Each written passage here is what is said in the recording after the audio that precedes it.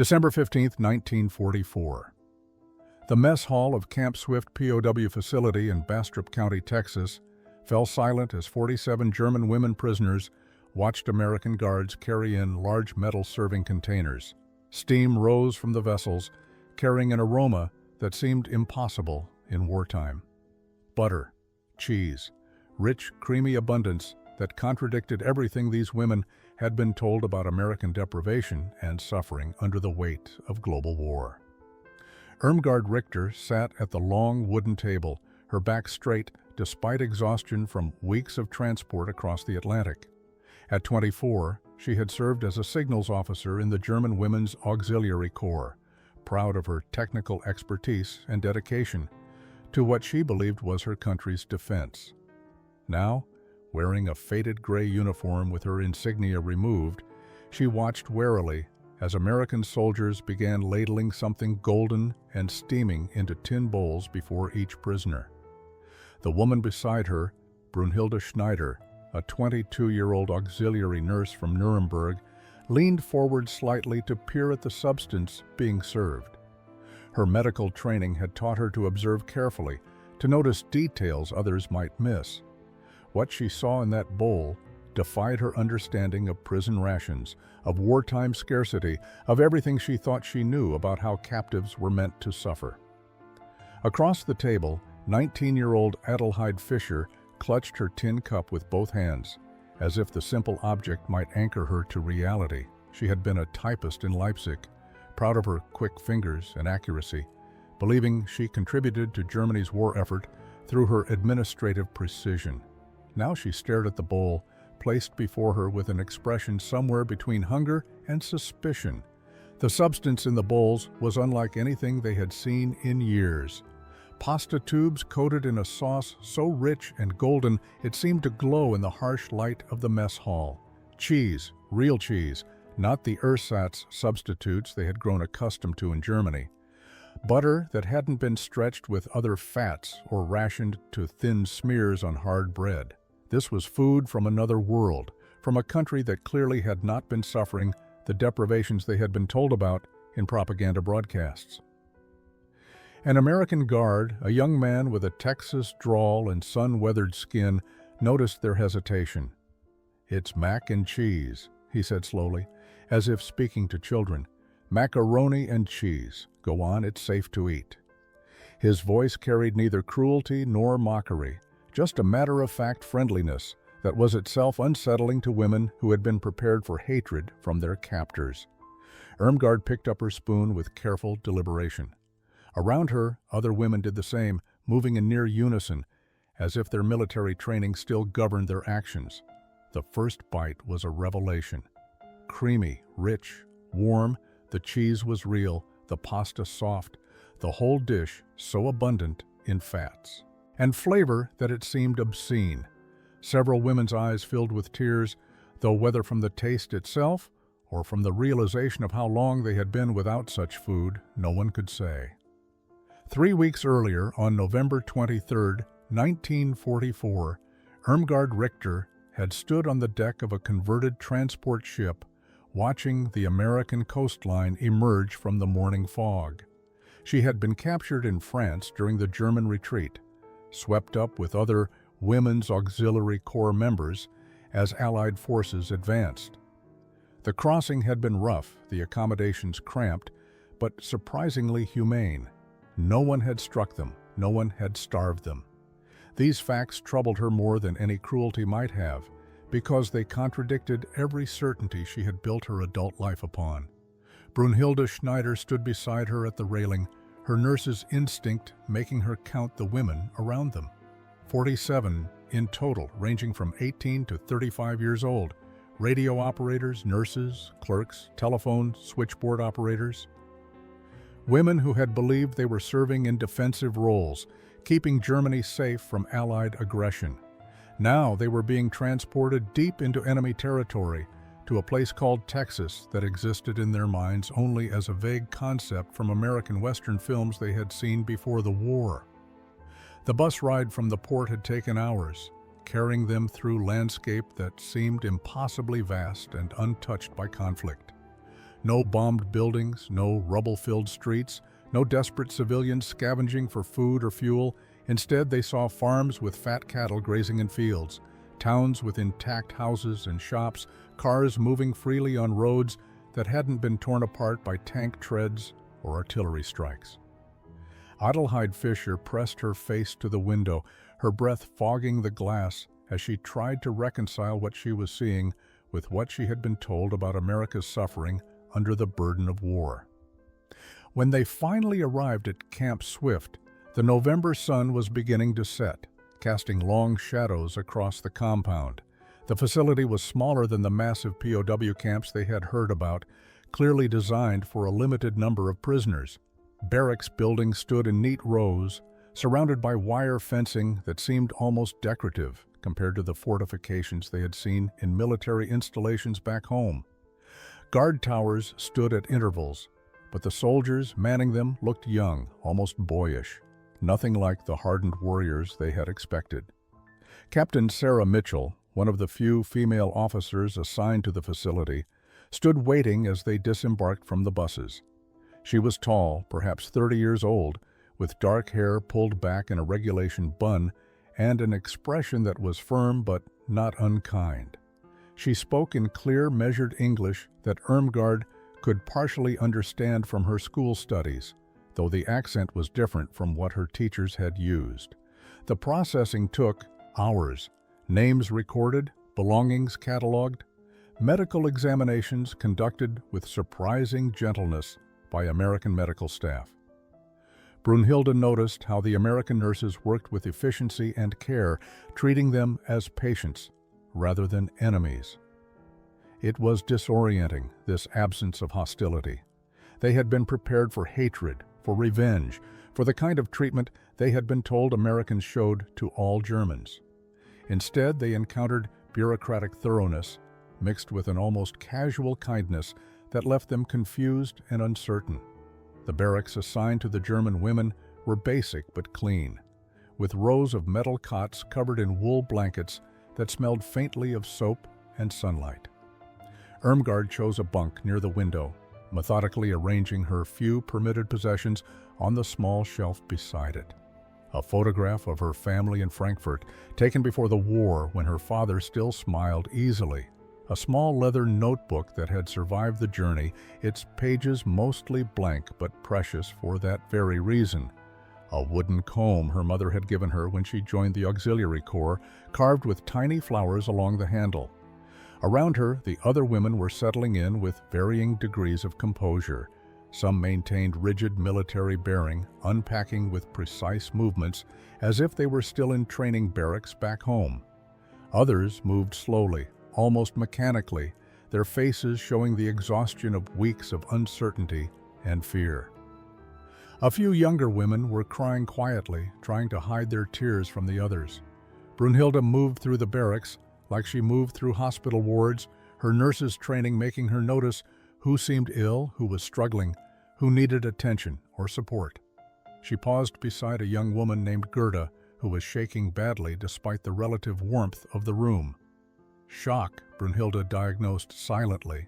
The girl couldn't be more than 19, probably had never been outside her home region before joining the Auxiliary Corps, and now found herself thousands of miles from everything familiar.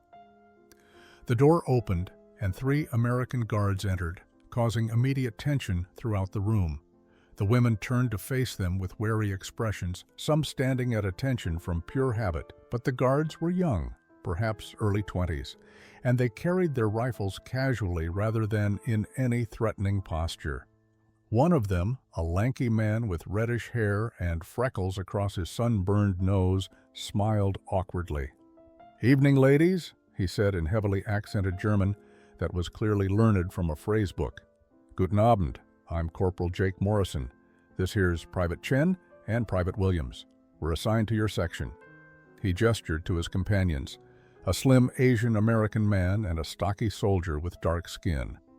The presence of non-white soldiers in positions of authority was itself surprising to women who had been taught about American racial hierarchies and conflict. Jake continued in English, speaking slowly and using hand gestures. Lights out is at 2200 hours. That's 10 o'clock. Breakfast at 0600, 6 in the morning. Latrine facilities are in the building next door. Any questions? He looked around hopefully, clearly wanting to be helpful despite the language barrier. Adelheid surprised herself by raising her hand slightly. Her English was basic, but perhaps better than most. Water? She asked. For drinking? Oh, sure, Jake said, his face brightening at the communication success. There's a pump right outside, and we'll bring pitchers to the mess hall with meals. Water's safe to drink straight from the tap. He paused, then added, Welcome to Texas, I guess. I know this ain't easy for y'all. The first morning brought a breakfast that aligned more closely with the women's expectations of prison life. Thin oatmeal, hard bread, weak coffee, made from what tasted like mostly chicory and grain substitutes. Irmgard ate methodically, her signals training having taught her to fuel her body regardless of food quality. Around her, the 47 women sat in tense silence at the long mess hall tables, maintaining the discipline they had learned in their military service. The portions were adequate, perhaps even slightly generous by the standards they had grown accustomed to in Germany during the final years of the war. Brunhilde found herself thinking about the hospital where she had worked in Nuremberg, where rations for staff had dwindled month by month, until they were surviving on turnip soup and bread that was more sawdust than flour. This American prison breakfast, humble as it was, contained more real grain than she had seen in some weeks back home. Captain Mitchell stood at the front of the mess hall, waiting until the women had finished eating before addressing them through a translator, an older German-American civilian named Mrs. Hoffman, who spoke with a thick Bavarian accent that sounded achingly familiar to many of the prisoners. The captain explained the camp routine with business-like efficiency. Work assignments would begin the following week. The women would be expected to maintain their barracks, assist with laundry and kitchen duties, and perform light manufacturing work that complied with Geneva Convention regulations for prisoner labor. You will be treated fairly and in accordance with international law, Captain Mitchell said, her voice firm but not harsh. We expect you to follow camp regulations and treat staff with respect. In return, you will receive adequate food, medical care, and housing. This is not a punishment facility. You are prisoners of war, not criminals. The distinction seemed important to her, though several of the German women exchanged skeptical glances at the translator's words. Lunch brought more of the same: vegetable soup that was mostly broth with chunks of potato and carrot, more hard bread, an apple that was slightly bruised but fresh. Adelheid bit into the apple and was surprised by its sweetness, its juiciness. Fresh fruit had become a rarity in Germany long before she was captured. She ate it slowly, making each bite last, aware that this small pleasure might not be repeated. Dinner that first full day consisted of beans and rice with small pieces of pork mixed in, enough to flavor the dish but not enough to constitute a real portion of meat. It was filling without being satisfying, adequate without being generous. This was what they had expected. Prison rations that kept them alive without being comfortable, food that reminded them of their status as defeated enemies without quite descending into deliberate cruelty. Irmgard wrote in her notebook that night by the dim light near her bunk. The food is plain but sufficient, better than we had in the final months before capture. The Americans seem to follow rules about prisoners. Everything is organized, clean, proper. It feels strange to be treated according to regulations rather than with hatred. I do not trust it yet. On the third day, work assignments were posted on the barracks bulletin board. Brunhilde found her name listed for kitchen duty, which made sense given her medical background and presumed understanding of hygiene and cleanliness. She reported to the mess hall at 5 in the morning, when the Texas sky was still dark and stars hung bright above the compound. 2 other German women were assigned with her: Gerda, the young woman who had been shaking their first night, and an older prisoner named Margaret, who had worked in food service before joining the Auxiliary Corps. The kitchen was larger than Brunhilde had expected, with industrial stoves, huge sinks, and storage areas that seemed almost excessive for a camp housing fewer than 50 prisoners and perhaps 30 staff members. The head cook was a man in his 40s named Tommy Brennan, a former ranch cook who had been drafted into service managing POW facility kitchens. He had the weathered face of someone who had spent most of his life outdoors and the patient demeanor of someone accustomed to teaching inexperienced workers. Tommy didn't speak German, and Brunhilde's English was limited to a few dozen words, but he communicated through demonstration and repetition, his manner neither hostile nor overly friendly, simply practical. He showed them how to prepare oatmeal in the massive pots, how much coffee to measure out, how to slice bread from the large loaves that came from the camp bakery. The work itself was familiar. The rhythms of institutional cooking, not so different from the hospital kitchen she had known in Nuremberg. But then Tommy opened the storage room door, and Brunhilde stopped in her tracks. Shelves stretched from floor to ceiling, packed with supplies that seemed impossible in wartime. Sacks of flour, white flour, not the gray ersatz mixture she had grown used to. Cans of vegetables, their labels bright and undamaged. Glass jars of preserved fruits. Most shocking of all, an entire shelf dedicated to different varieties of cheese, wheels, and blocks wrapped in cloth or wax, just sitting there as if dairy products weren't precious commodities to be rationed down to the ounce. Tommy noticed her stunned expression and smiled slightly. "Yeah, we got good supply lines here," he said, not understanding that his words were incomprehensible, but clearly reading her reaction. He picked up a can and gestured. "Tomatoes. Good stuff. Government contract." He set it down and picked up another. "Beans. Corn. Peaches." Each word was accompanied by the gesture of offering, as if he was trying to teach her English through grocery items. Gerda had moved closer, her eyes wide as she took in the abundance. She reached out tentatively to touch a sack of sugar, then pulled her hand back as if burned. In Germany, sugar had been rationed so severely that most people hadn't tasted real sweetness in years. Here it sat in 50-pound sacks, just one of many identical bags, stacked casually against the wall. Margaret spoke softly, in German, her voice carrying a note of something between wonder and resentment. "They have all of this, and we have been starving." December 15th arrived with the kind of cold morning that reminded the German women that even Texas experienced winter, though nothing like the brutal temperatures they had endured during their final months in Europe. Brunhilde had been working kitchen duty for 3 weeks by then, learning the rhythms of American institutional cooking and growing increasingly troubled by the sheer abundance of ingredients that flowed through the facility. Today, Tommy had shown her something new, pulling out boxes of dried pasta and blocks of bright orange cheese that seemed almost artificial in their vivid color. He had spent the morning teaching her a dish he called the ultimate comfort food, mixing butter and flour into a roux, adding milk until it became a creamy sauce, then stirring in handfuls of shredded cheese until the mixture became golden and smooth. The pasta had been boiled separately in huge pots of salted water, then drained and combined with the cheese sauce.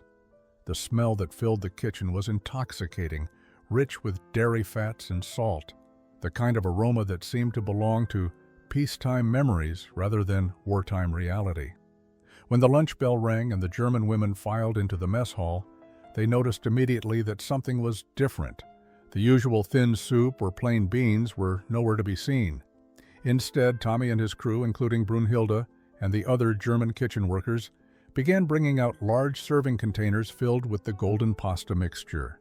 Steam rose from the bowls as they were ladled out, each portion generous enough to constitute a full meal on its own.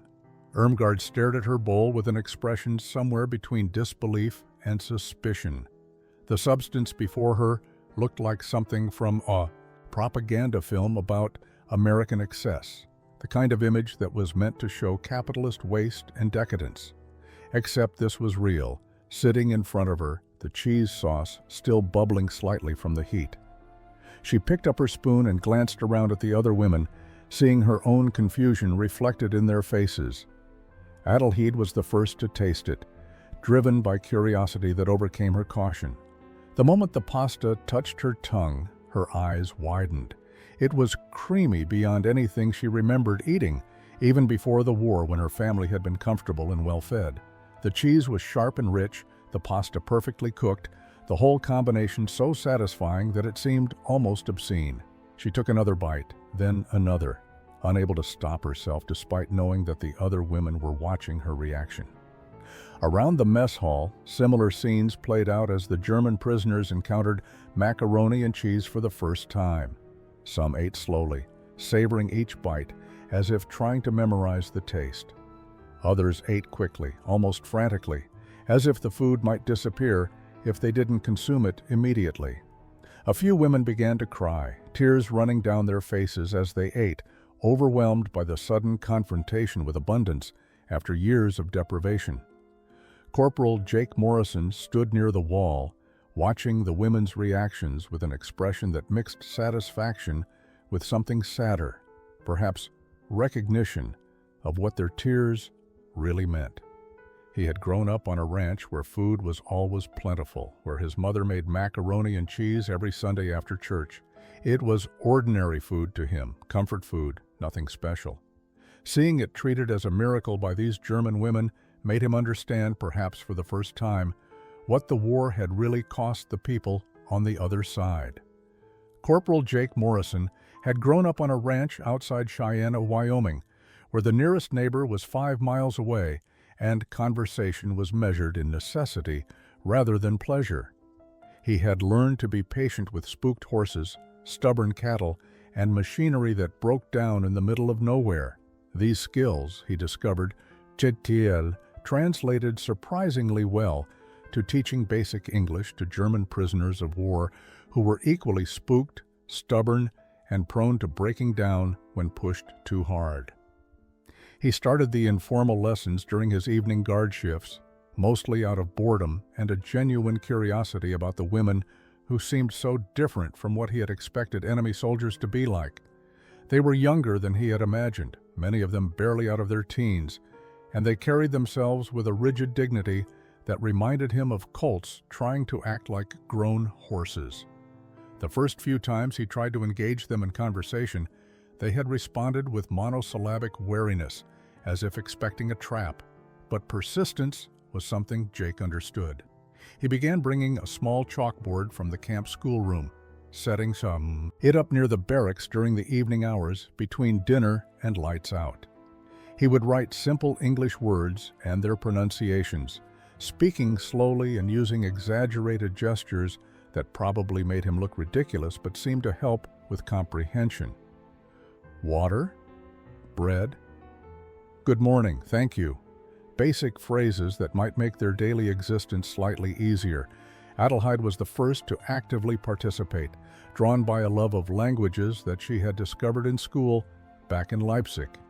She had studied English before the war, though her teachers had used British pronunciation and formal grammar that sounded nothing like Jake's easy Wyoming drawl. Still, she could recognize structure and pattern, could feel her mind engaging with the puzzle of translation in a way that distracted her from the larger questions about what would happen to all of them when the war ended. She began staying after Jake's informal lessons ended, asking questions about pronunciation and grammar that he was often ill-equipped to answer. "Why do you say through but spell it that way?" she asked one evening, her frustration evident. "English makes no sense." Jake had laughed, a genuine sound that surprised both of them. "Can't argue with you there, miss. I just know it sounds right, not why it sounds right." Gradually, other women joined the evening lessons. Irmgard came partly because her signals training had included some English for understanding technical communications, but also because she was beginning to recognize that language was power, a way to understand what was really happening around them, rather than relying on filtered translations.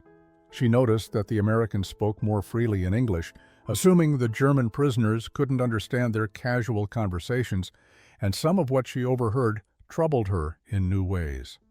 The Americans spoke about the war as if it were nearly over, as if Germany's defeat was inevitable and imminent. They talked about what would happen after, about going home, about rebuilding, about trials for war criminals.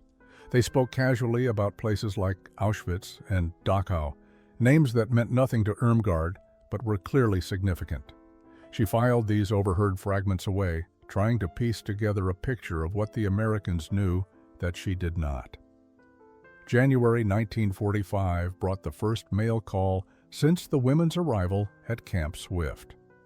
The International Red Cross had established communication channels between prisoners and their families, though the process was slow and uncertain given Germany's collapsing infrastructure.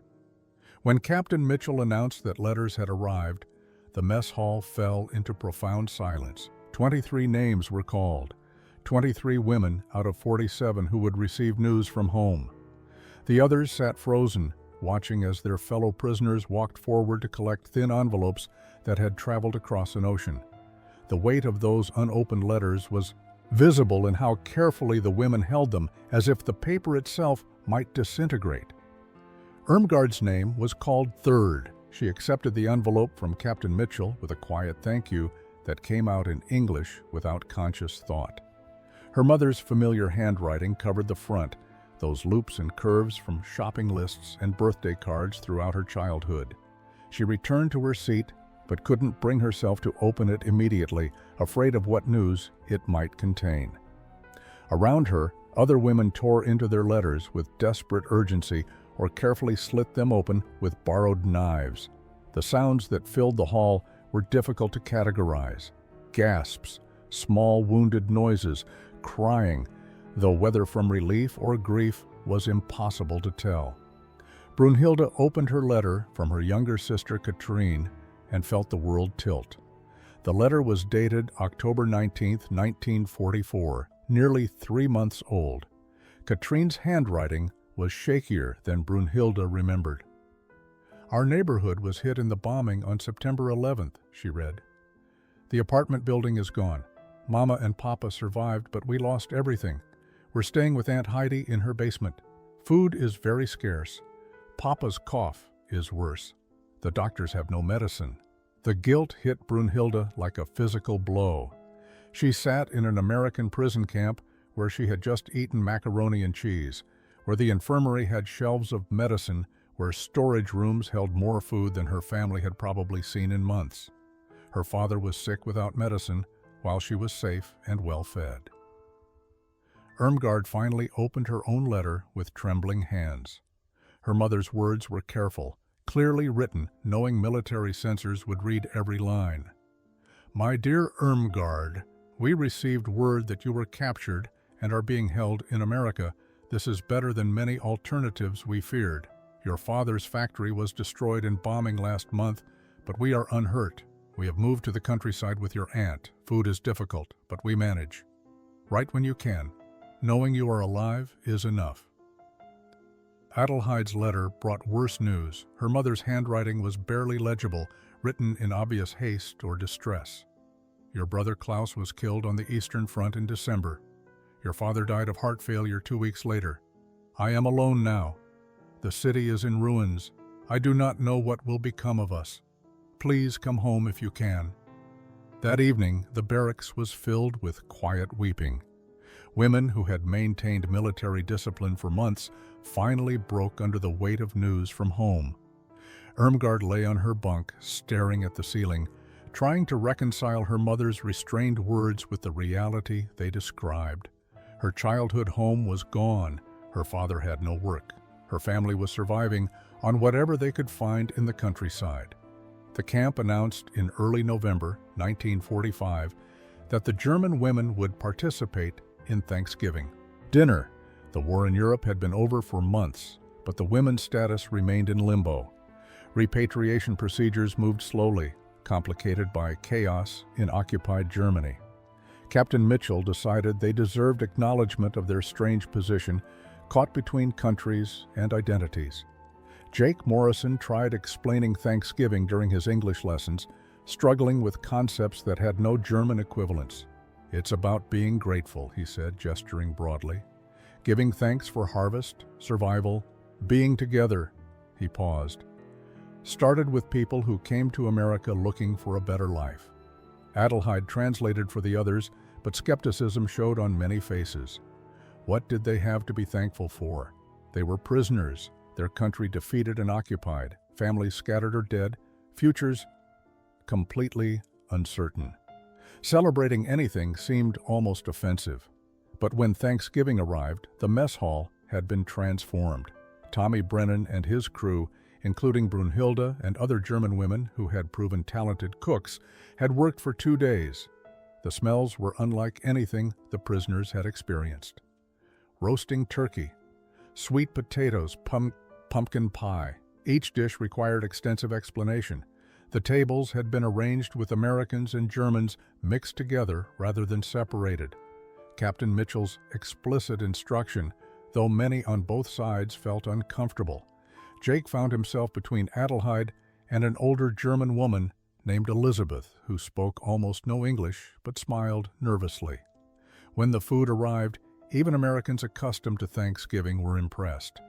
Tommy had used his full allocation and probably called in favors. Turkey, ham, mashed potatoes, gravy, stuffing, green beans, cranberry sauce, sweet potato casserole, rolls, and 3 different pies. The sheer volume seemed obscene, excessive, almost aggressive in its abundance. The German women stared at their plates with expressions Jake was learning to recognize: shock, guilt, hunger, confusion about whether they deserved this, whether accepting it meant betraying something, whether the kindness was real or psychological warfare. Brunhilde looked at the sweet potato casserole with something approaching disbelief. The dish was topped with melted marshmallows, a combination so sweet and rich that it seemed to belong to fantasy rather than reality. She took a small bite, and the taste overwhelmed her. Sugar, real sugar, butter, sweetness she hadn't experienced in years. She thought about her father's cough, her family's empty cupboards, and had to set down her fork. Irmgard noticed American soldiers eating with casual efficiency, treating this abundant meal as normal, expected, perhaps even modest by their standards. This was everyday America, this excess, this waste, this casual assumption of plenty. She thought about propaganda films she had seen about American decadence and realized with bitter clarity that they hadn't been entirely wrong, just incomplete in their explanation. Adelheid ate slowly, methodically, trying each dish with the careful attention she had once given to typing reports. The turkey was moist and flavorful. The stuffing was rich with herbs and butter. The cranberry sauce provided tart contrast to the savory dishes. Each bite was a small revelation, a glimpse into a world where food was pleasure rather than mere survival. She thought about her mother alone in ruined Leipzig and felt tears building behind her eyes. Brunhilde stood in the kitchen storage room on a cold morning in late November, taking inventory of supplies as Tommy had taught her. She moved methodically down the shelves, counting cans and noting quantities in the ledger book: tomatoes, corn, beans, peaches. Each item represented abundance that seemed impossible in wartime. She paused before the dairy shelf, staring at wheels of cheese that would feed her entire family in Nuremberg for months. Tommy entered, carrying another delivery box, whistling tunelessly as he unpacked new supplies. He noticed her stillness and paused. "Something wrong?" he asked, his tone genuinely concerned despite the language barrier. Brunhilde shook her head, unable to explain in her limited English the thoughts churning through her mind. For weeks, she had been processing an uncomfortable realization. While Germany had been feeding its citizens on turnip soup and sawdust bread, while her father coughed without medicine, while her sister wrote desperate letters about starvation, Americans had been living with this. Not just adequate rations, but genuine abundance. Waste, even. She had seen kitchen scraps thrown away that would have fed families back home. The propaganda films she had watched before her capture had shown American excess as moral failure, decadence that proved capitalism's corruption. But standing in this storage room, she understood something more complex and more troubling.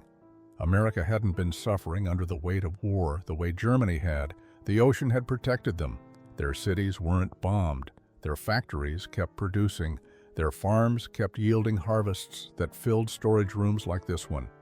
She thought about the speeches she had heard, the rallies she had attended, the certainty she had felt that Germany was fighting for survival against enemies determined to destroy them. The leaders had spoken of American weakness, of a soft nation that would collapse under pressure. But Americans weren't weak. They were so strong, so secure, that they could afford to be generous even to their enemies. Later that afternoon, Brunhilde worked alongside Tommy preparing dinner. He showed her how Americans made something called meatloaf, mixing ground beef with breadcrumbs and eggs, shaping it into loaves that would be baked with a sweet tomato glaze. The casual use of meat, the assumption that there would be enough for everyone, struck her as almost obscene after years of rationing. Tommy noticed her troubled expression and spoke slowly, trying to help. "You okay? You look sad." His kindness made it worse somehow. He was a good man, patient and decent, teaching her skills that might help her future. But his goodness existed within a system of abundance that had been hidden from her by lies. That evening, Brunhilde sat with Irmgard and Adelheid in a quiet corner of the barracks. They spoke in low voices about what they were learning, about the uncomfortable truths accumulating around them. "We were told America was suffering," Irmgard said quietly, "that they were weak, desperate, on the verge of collapse. But they have everything. They always had everything." Adelheid nodded slowly. "What else were we told that wasn't true?" The question hung in the air between them, heavy with implications none of them wanted to fully examine. They had built their identities on service to their country, on belief in their cause. Now those foundations were cracking. December brought genuine cold to Texas, though nothing like the brutal winters the German women had endured in Europe. Still, temperatures dropped enough that the barracks became uncomfortable at night, and several women developed coughs that worried Brunhilde with her nursing background. She reported the situation to Captain Mitchell during morning inspection, expecting little response given their status as prisoners. Instead, by that afternoon, extra wool blankets arrived from camp stores. Not threadbare or recycled military surplus, but thick, clean blankets that smelled faintly of moth prevention and storage. Private Williams, the stocky soldier who had been part of their initial guard detail, distributed them personally, making sure each woman received 2 rather than 1. "Can't have y'all freezing," he said simply, as if concern for enemy prisoners was the most natural thing in the world. The small gesture sparked something in Irmgard's mind, a memory of her signals training where she had learned to recognize patterns in seemingly random data. She began mentally cataloging the accumulating acts of kindness, the extra blankets, Tommy teaching Brunhilde to cook rather than just ordering her around, Jake spending his off-duty time teaching English, Captain Mitchell arranging for mail delivery, the generous food portions, the medical care that didn't distinguish between American and German patients. These weren't random acts of individual goodness. They represented something systematic, a policy of treating prisoners with dignity that contradicted everything she had been taught about American cruelty. She thought about German POW camps she had seen, about the casual brutality she had witnessed toward Russian prisoners, about the hierarchy of treatment based on race and nationality. The Americans weren't perfect. She had noticed tensions around the non-white soldiers, but they operated under different rules than she had known. Jake brought hot chocolate to the evening English lesson, carrying a thermos, and tin cups that he distributed to the women gathered around his makeshift chalkboard. The drink was sweet and rich, made with real chocolate and milk rather than the ersatz substitutes the German women remembered from home. Adelheid wrapped her cold hands around the warm cup and felt tears threatening again, overwhelmed by this small comfort offered without expectation of anything in return. "Why are you kind to us?" she asked suddenly in careful English, the question breaking through the usual vocabulary lesson. Jake looked surprised, then thoughtful. He took his time answering, clearly trying to find words she would understand. "War's over in Europe," he said slowly. "Y'all are just people who got caught up in something bad. Being mean to you now won't fix anything that happened. Maybe being decent will help fix what comes next." He shrugged, uncomfortable with his own philosophizing. "Besides, my mama raised me to treat people right, even when it's hard." That night, Irmgard wrote in her notebook by dim light, "They are kind not from weakness, but from strength. They can afford generosity because they won. But it is more than that. They choose kindness, even when they don't have to. This is not what we were told Americans were. Either everything we learned was lies, or these particular Americans are unusual. I suspect the former." April 1945 brought spring warmth to Texas and news that changed everything. Allied forces advancing through Germany were liberating concentration camps, and American newspapers began printing photographs and accounts of what they found. Captain Mitchell left newspapers in the common room, a deliberate choice that would force the German women to confront what had been done in their country's name. Irmgard found them first. The Boston Globe, the New York Times, Stars and Stripes military newspaper. The headlines were stark: "Horror beyond imagination. Allied forces liberate death camps." The photographs were grainy but clear enough. Skeletal figures in striped uniforms, mass graves, barracks filled with the dying, crematorium ovens, evidence of systematic murder on a scale that seemed impossible. She sat down heavily, the newspaper trembling in her hands. Bergen-Belsen, Dachau, Buchenwald, names she had never heard before, places that apparently existed in the same Germany she had proudly served. The articles described gas chambers, medical experiments, deliberate starvation, the industrial efficiency of mass murder. She read with growing horror, part of her mind insisting this must be propaganda, Allied lies designed to justify their invasion. But the photographs were too detailed, too numerous, the accounts too consistent across multiple sources. Brunhilde found her there an hour later, tears streaming silently down her face. She picked up another newspaper and began reading. Within minutes, she had sunk into a chair beside Irmgard, her face draining of color. "This can't be real," she whispered in German. "These are lies. They must be lies." But even as she spoke, doubt crept into her voice.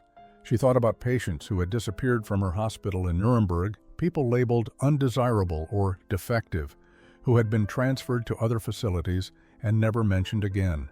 She thought about whispered conversations among nurses that stopped when doctors entered the room. She thought about transport trains that passed through the city at night, their windows covered, their destinations unspoken. Other women gathered, drawn by Irmgard and Brunhilde's visible distress. They passed the newspapers between them, reading in horrified silence. Some began crying immediately.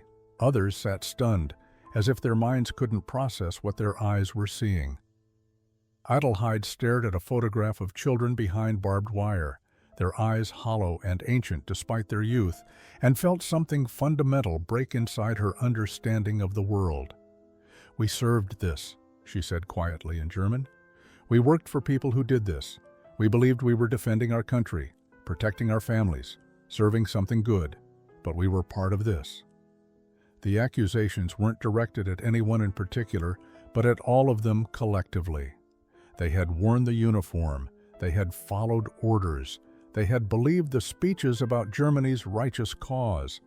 And all the while, this had been happening in camps they never knew existed, carried out by people who shared their nationality and claimed to represent their values. Captain Mitchell stood in the doorway, watching the women grapple with revelation.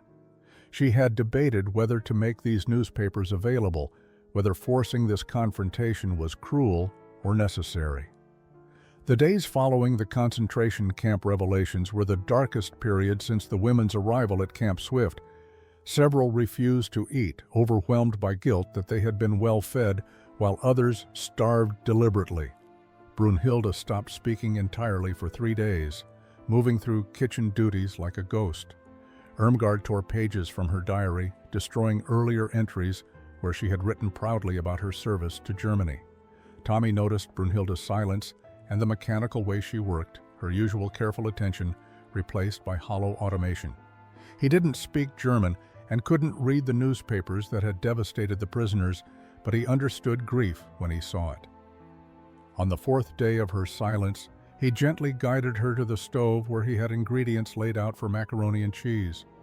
"You need to remember how to make this," he said softly, speaking even though he knew she might not understand the words. "Need to know it by heart." He handed her the wooden spoon and stepped back, letting her take the lead. Brunhilde stared at the butter melting in the pan, then slowly began making the roux the way he had taught her. Flour, whisking constantly, letting it cook until golden. The familiar motions began to ground her, milk added gradually. Cheese stirred in until smooth. Tommy watched quietly, then said something that made her pause. "My grandma always said cooking for people is how you show love. Even when you can't fix what's broken, you can feed them. It's not nothing." Brunhilde understood perhaps one word in three, but his tone carried meaning beyond vocabulary. She finished the dish, and when the women came for dinner that evening, she served them herself, ladling the golden pasta into bowls with hands that shook slightly. Several women couldn't meet her eyes, but they ate. That was something. The next day, Brunhilde tentatively asked Tommy through gestures and her limited English if she could teach him a German recipe.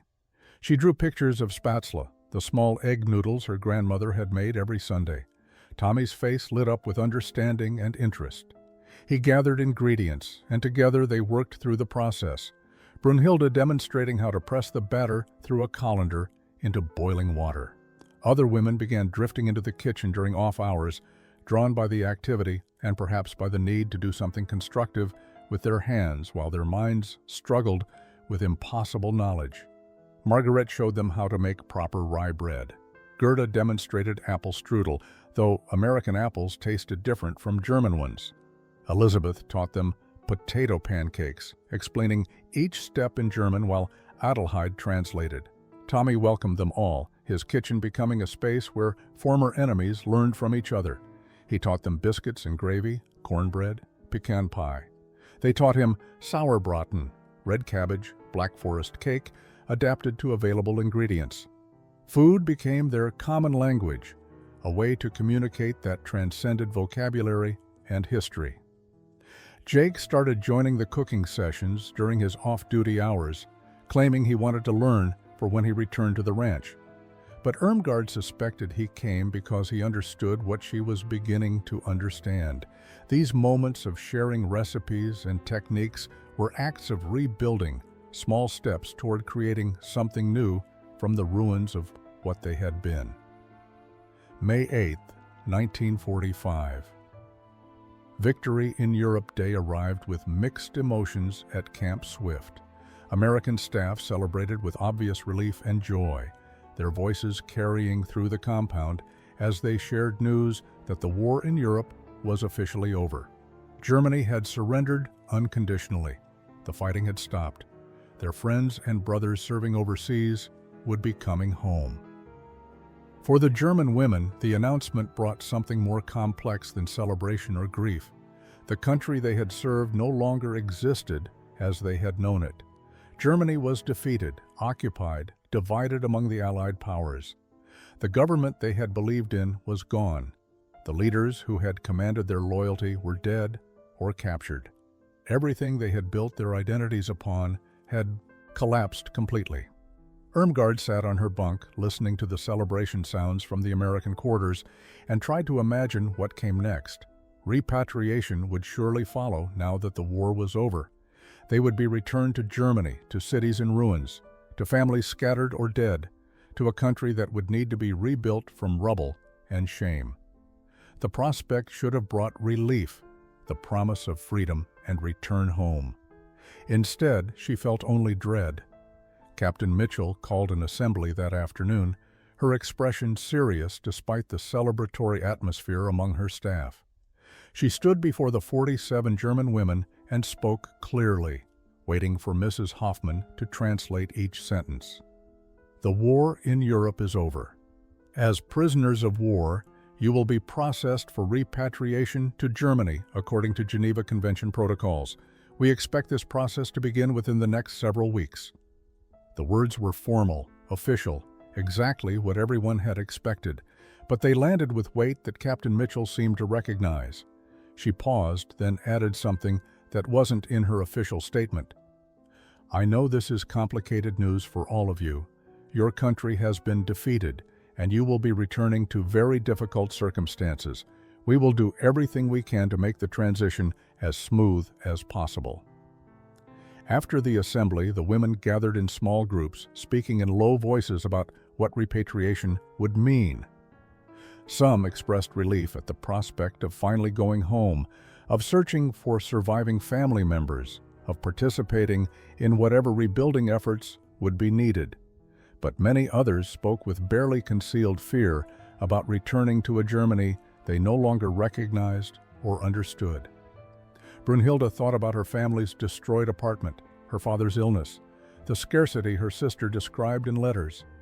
She thought about the hospital in Nuremberg, where she had trained, wondering if it still existed or if it had been bombed to rubble. She thought about returning as a defeated soldier who had been captured and held by the enemy, about the shame and suspicion she would likely face. Adelheid thought about her mother alone in Leipzig, about her dead brother and father, about a city that had been heavily bombed. She thought about the life she might have there, sorting through ruins both literal and metaphorical, trying to build something from nothing.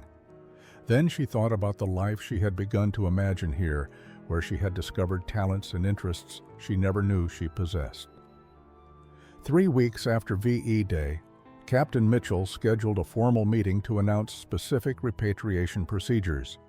The German women gathered in the mess hall on a warm May morning, dressed in the clean but worn uniforms they had maintained throughout their captivity. Most sat with military posture, backs straight and faces composed, though Irmgard could see the tension in how tightly some women gripped their hands together. Captain Mitchell stood at the front with official documents from the War Department. Her voice was steady and professional as she explained the process. Transportation has been arranged for June 15th. You will be transferred to a processing center in New York, then transported by ship to Europe. From there, you will be moved through displaced persons camps before being released to return to your home regions. The words were clear, the procedures straightforward, the timeline definite. In 3 weeks, their time at Camp Swift would end. They would leave Texas, leave the routines they had established, leave the unexpected relationships they had formed with their captors. They would return to Germany and face whatever waited for them there. Irmgard felt her heart pounding as Captain Mitchell paused. She had been discussing this moment with Brunhilde and Adelheid for days, weighing an idea that seemed impossible but increasingly necessary, now or never. She stood slowly, her legs unsteady beneath her. Around her, other women turned to look with surprised expressions. Captain Mitchell, Irmgard said in careful English, her voice carrying across the silent hall. May I speak?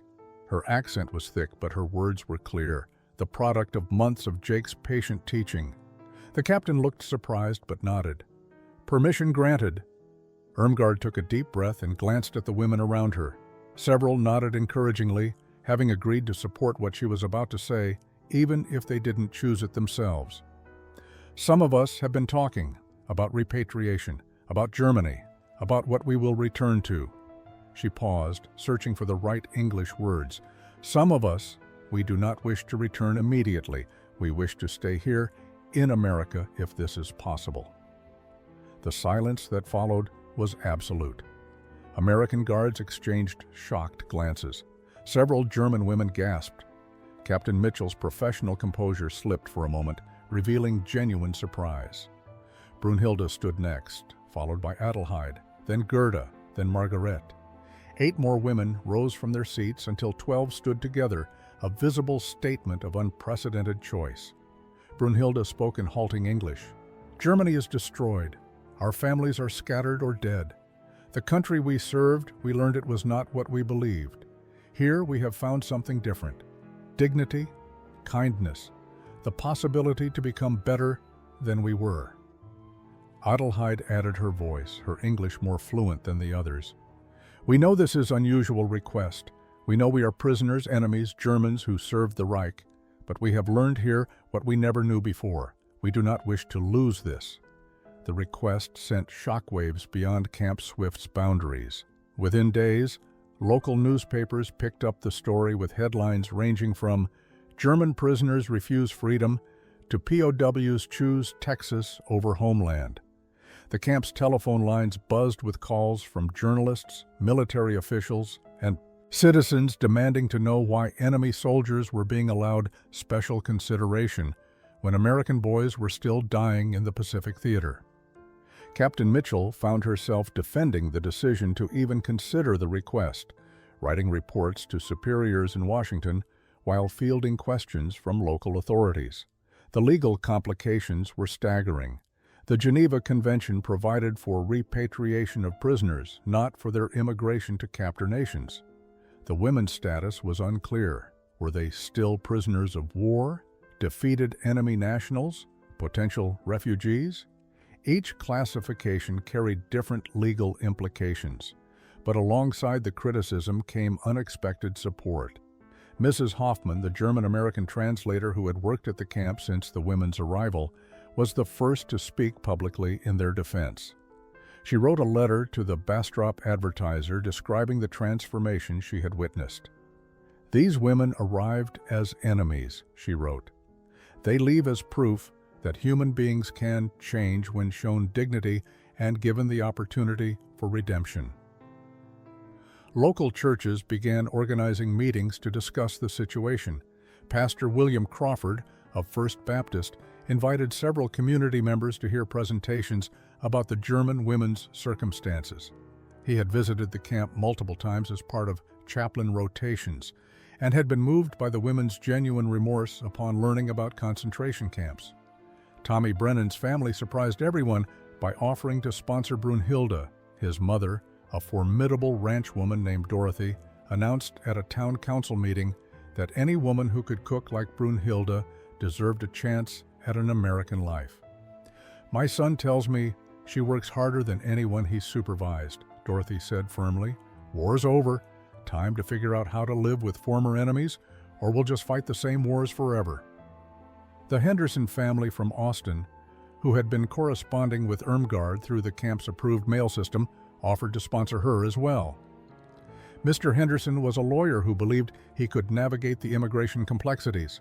His wife Sarah, a school teacher, had been impressed by Irmgard's intelligence and her rapid English acquisition during their visits to the camp. Jake Morrison's parents, contacted by their son who wrote lengthy letters about the situation, sent a telegram offering to sponsor Adelheid at their Wyoming ranch. They needed help with bookkeeping and correspondence, and Jake had described Adelheid's clerical skills and language abilities in glowing terms. His mother added a personal note: "If our son thinks she deserves a chance, that's good enough for us."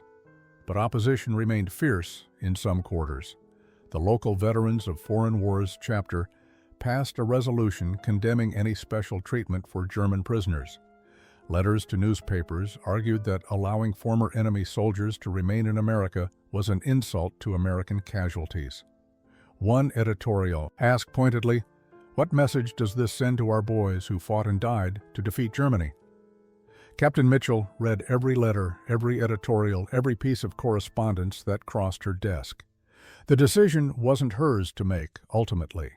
Washington would determine the women's fate based on legal precedent, diplomatic considerations, and political calculations that had little to do with individual circumstances. The response from Washington arrived on June 3, 1945, leaving less than 2 weeks before the scheduled repatriation transport.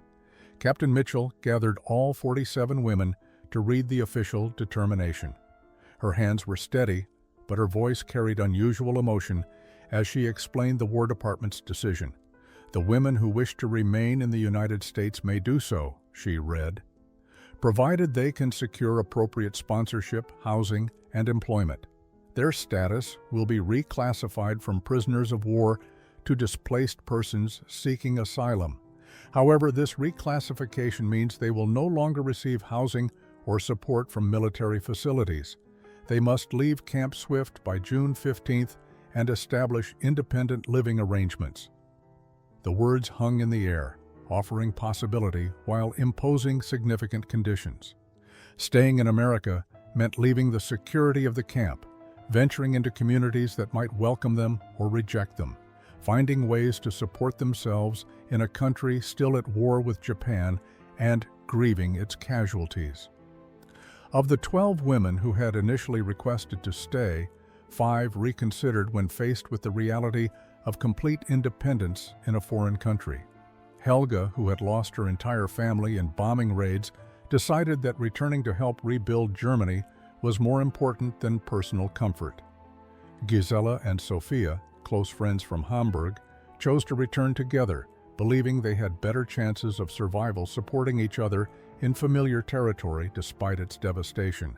7 women remained committed: Irmgard, Brunhilde, Adelheid, Gerda, Margaret, Elizabeth, and a quiet radio operator named Annalisa, who had barely spoken throughout her captivity, but who had secured sponsorship from a farm family in Colorado through church connections. The women who chose repatriation didn't view those staying as traitors, nor did those staying view those returning as cowards. They understood that both groups were making impossible choices with no clear right answers. Some were returning to search for family members, to fulfill obligations to parents or siblings, to participate in rebuilding their homeland. Others were staying because they had no one to return to, or because they had found something in America worth the risk of starting completely over. The final days at Camp Swift took on a bittersweet quality. The women who were leaving helped those who were staying prepare for their new lives. They practiced English conversations, shared advice about American customs they had observed, and wrote down recipes that could serve as bridges between their old lives and new ones. Brunhilde spent hours with Tommy, learning the exact measurements and techniques for American dishes she would need to cook professionally. He wrote everything down in careful handwriting, creating a cookbook that mixed his ranch recipes with the German dishes she had taught him. "You're gonna do great," he told her. "You got talent and you got grit, that's all you need." Jake worked with Adelheid on correspondence skills, teaching her American business letter formats and typing conventions that differed from German standards. "Wyoming's different from Texas," he warned her. "Colder, more isolated, but the work's good and honest, and my folks will treat you fair." Irmgard spent evenings with the Henderson family, who visited frequently to help prepare her for life in Austin. June 1965. Brunhilde Schneider Morrison stood in her ranch kitchen outside Bastrop, Texas, watching her 15-year-old daughter Christine measure flour for spätzle. Sunlight streamed through windows that overlooked acres of grazing land where cattle moved lazily in the summer heat. On the counter, a pot of macaroni and cheese cooled beside the German noodles, 2 dishes that represented the blending of worlds that had become her life. "Why do we always make both?" Christine asked, her Texas drawl carrying no trace of her mother's German accent. "Nobody else's family eats like this," Brunhilde smiled, her English now flawless after 2 decades. "Because both are home, your grandmother's recipe and your father's favorite. We honor both." She didn't add that the macaroni and cheese still made her think of that first meal at Camp Swift, of the moment when abundance had shattered her understanding of the world. She had married Tommy Brennan in 1947, a quiet ceremony that some in the community still whispered about, but most had come to accept. Their ranch had prospered, her cooking skills combined with his ranching knowledge, creating a business that supplied beef to restaurants throughout Central Texas. She had never returned to Germany, though she sent money regularly to cousins who had survived. The telephone rang, and Christine answered it. "Mom, it's Aunt Irma." She handed over the receiver, the nickname for Irmgard, so natural that she probably didn't remember it was shortened from a different name. "Brunhilde," Irmgard's voice carried excitement. "I just received word from Adelheid. She's being honored by the Wyoming Historical Society for her work documenting immigrant experiences. They're doing a whole exhibition about post-war immigration. Irmgard had become a translator and advocate for displaced persons in Austin, her language skills and personal experience making her invaluable to refugees navigating American bureaucracy. She had married an American lawyer and had 3 children who spoke no German but understood their mother's complex history. The 7 women who had stayed in touch constantly, a network of shared experience that few others could understand. They gathered annually, taking turns hosting, their American families mixing with growing ease. Gerda had become a teacher in Houston. Margaret ran a bakery in San Antonio. Elizabeth had moved to California and worked in a hospital. Annalise raised sheep in Colorado with her farming family. They spoke often about the women who had returned to Germany, maintaining correspondence that had been difficult during the occupation years, but had grown easier as West Germany rebuilt and reconciled. Several of those women had become leaders in German-American friendship organizations, using their experiences at Camp Swift to build bridges between former enemies. Brunhilde finished the call and returned to cooking with Christine, teaching her daughter the careful technique of pressing spätzle dough through the press into boiling water. She thought about her father, who had died in 1946 before she could send him medicine. She thought about her sister Katrine, who had rebuilt a life in Munich and whose children she knew only through photographs. "Tell me again about the camp," Christine said, as she often did, hungry for stories of her mother's past.